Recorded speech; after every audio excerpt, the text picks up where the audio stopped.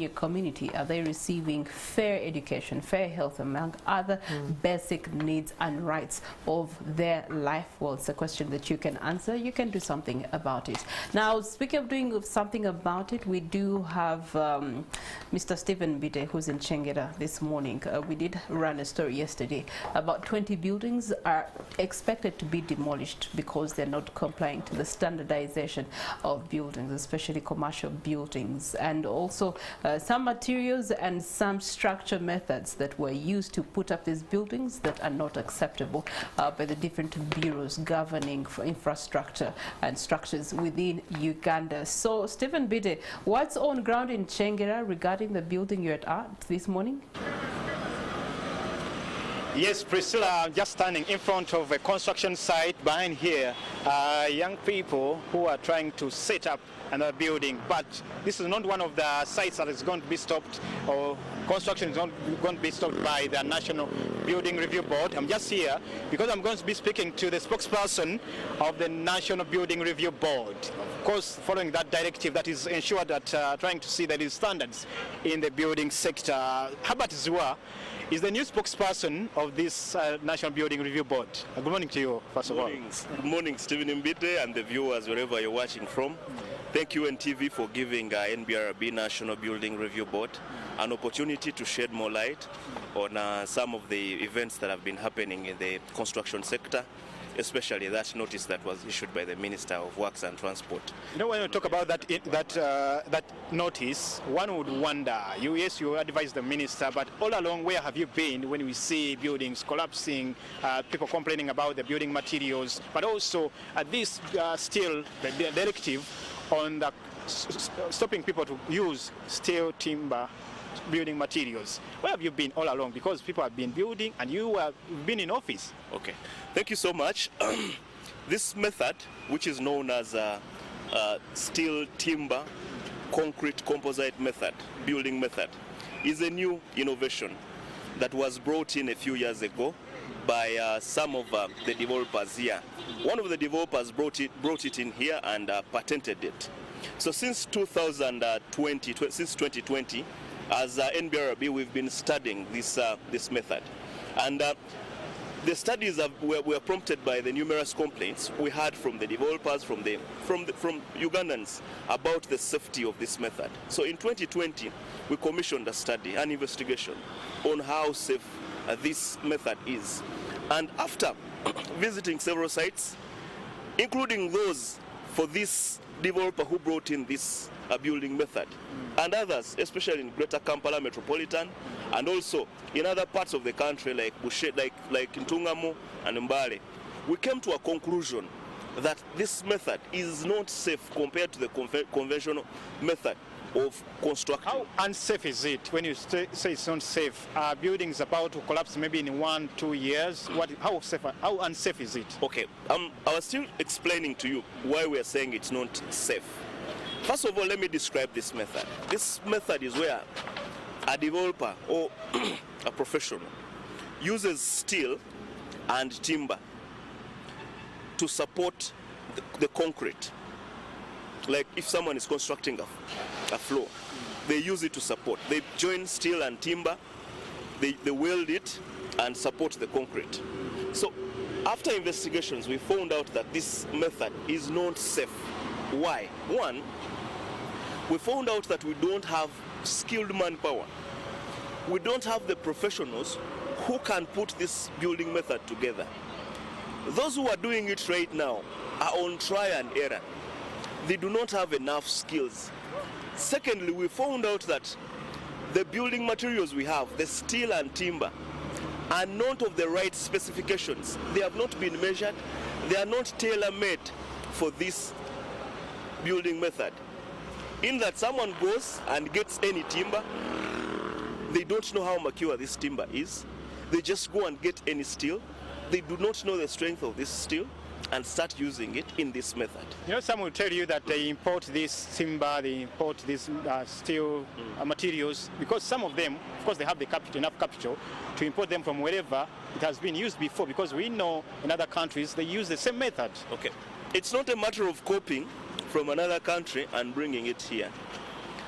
The other countries, of course, people have been arguing that this method is being used in Dubai, is being used in Germany, is being used in UK.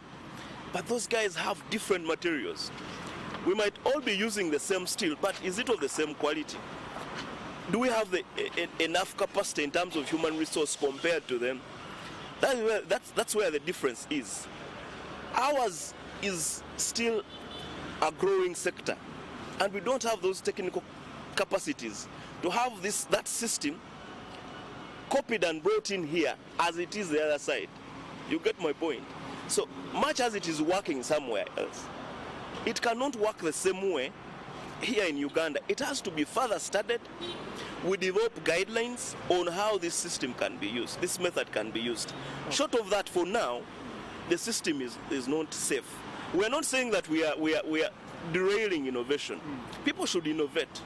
People should bring in new technologies. But those technologies should be safe. Yes, they should be safe, and everyone needs standards. But what is going to happen now? Because some people are already under construction, others are already constructed, and others are planning to construct. What's going to be happening now from you? Are you going to do on-site inspections? Are you also going to have another team that is going to sit and see how do we move forward? What's going to happen? Okay.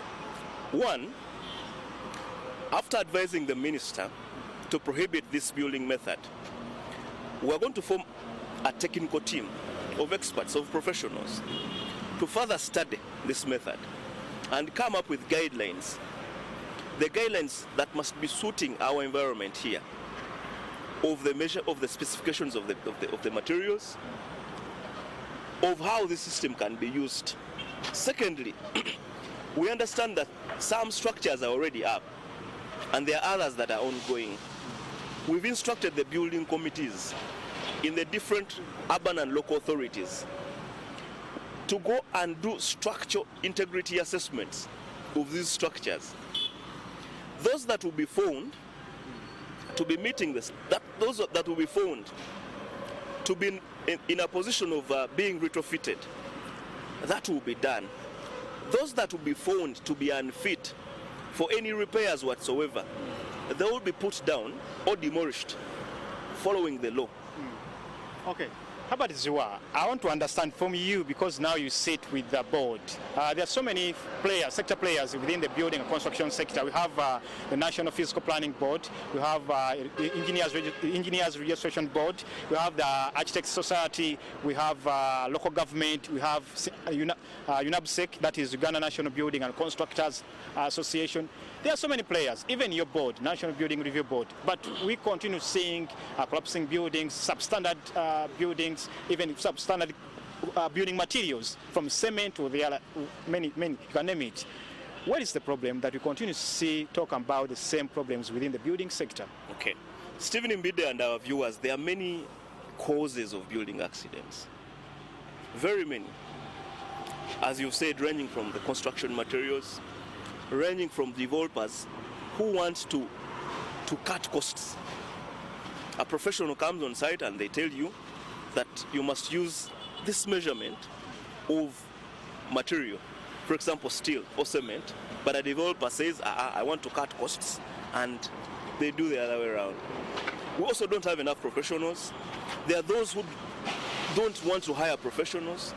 There are those developers who just totally go against the law. There are very many causes. But that is why NBRB, National Building Review Board, was put into place. We came into being after the establishment of the Building Control Act of 2013, and we became operational in 2018. Our role is to monitor, regulate, and supervise the building sector. What have we done to ensure that these accidents that have been occurring are minimized and at the end of that day are ended? One, we've made sure that we've established building committees. These building committees are supposed to oversee and supervise construction in their areas of operation. So far, we've ensured that all the cities, the 11 cities, have these building committees. We've also ensured that all the municipalities, 31 municipalities, have the building committees. And we have also established building committees in 18 local governments. We've done that. Just a minute. We've done that in the last 2 years. Secondly, we are trying to go digital. because we are in Kampala and we can't monitor and supervise the entire country. We've come up with what we call the building beams. You know, as we all do this, as we do all this, yes. I know there is someone who has to be carry the burden, someone who has to be punished whenever we see such incidents, unfortunate incidents. Can we have a court that can only deal with issues within the building sector, that can see that you expedite the process of punishing those who are culpable? Okay. Last year in June, we signed a memorandum of understanding with the office of the DPP to establish what we call the Building Control Crimes Division. This division will help us fast-track cases in the building sector. That if someone commits an offense that is related to the building sector, they can be fast tried, and if found guilty, they can be sentenced quickly to avoid going to the normal processes of the law.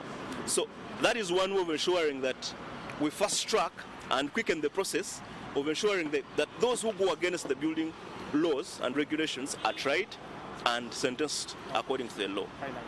Finally, I want to call on Ugandans to embrace NBRB, to work with us, be watchdogs, be your own keeper, because when a building comes down, it is not the developer who loses alone. There are builders on site, there could be pass-bys, those who are passing by.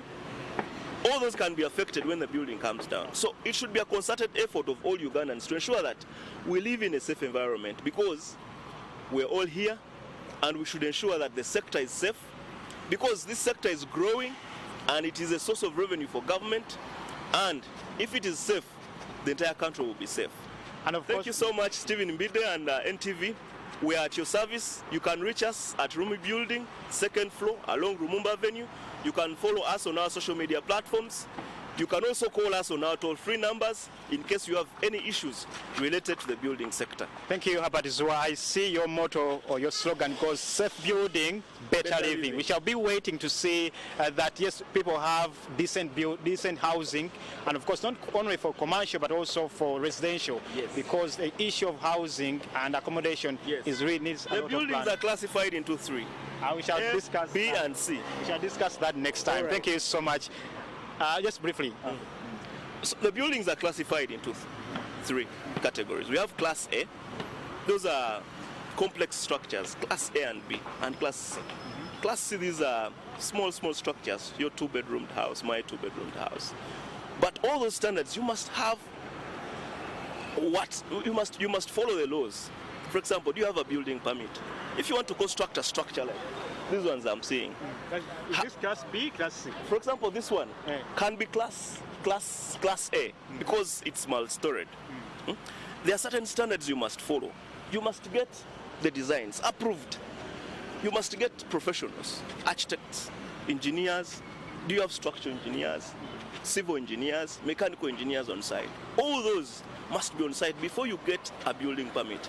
A building permit is an authorization for you to start constructing. Without it, you cannot construct.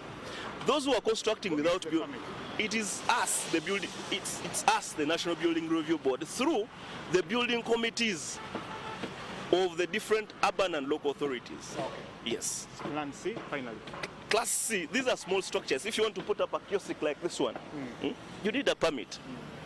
These are not complex. Even the requirements are not so many. Okay. But this permit, you must get it as an authority for you to start doing your building operations. Thank you, Herbert Zua, for sharing these insights and, of course, the information that you've shared here on Morning at NTV. I know everyone aspires to have that decent site or decent housing and commercial building anywhere you could have it. Herbert Zua is the spokesperson of the National Building Review Board. Of course, it's not a new face, a familiar face here on NTV, but we know that he's taking on a new role there.